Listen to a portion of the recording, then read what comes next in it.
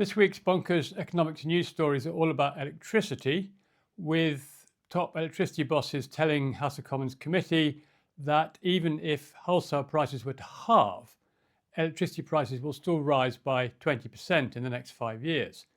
And actually, if wholesale prices were to disappear completely, if the electricity were to become completely free, then our bills would not get any lower than they are now.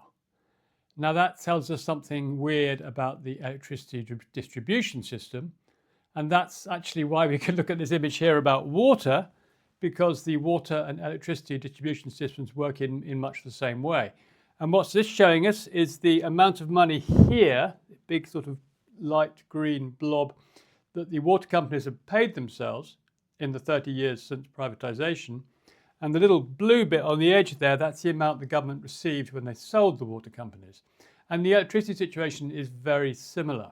So what's happening is that the public, the consumers, are having to put money into building the water and electricity distribution networks, but they're not getting any return on that. The money is being treated as owned by the companies and they get the return. And so that's what's pushing up our prices.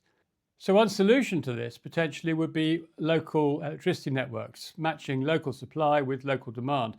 And an effort to do that in London has been featured in a recent documentary film called Power Station, where they tried to turn a street into a local power station by installing solar panels all the way along.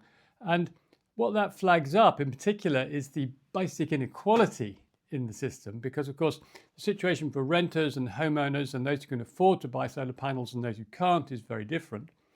So that sort of flags up that the benefits of all these sorts of systems flow to people who've already got money. So that's something fundamental about inequality. And of course that takes us to this image that we've seen before here, which is something we come back to time and again, because what it shows is the healthy life expectancy of people in the richer parts of the country and those in the poorer parts of the country.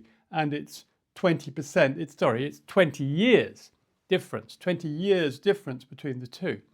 So that's pretty fundamental, and that's why these electricity inequalities are relevant.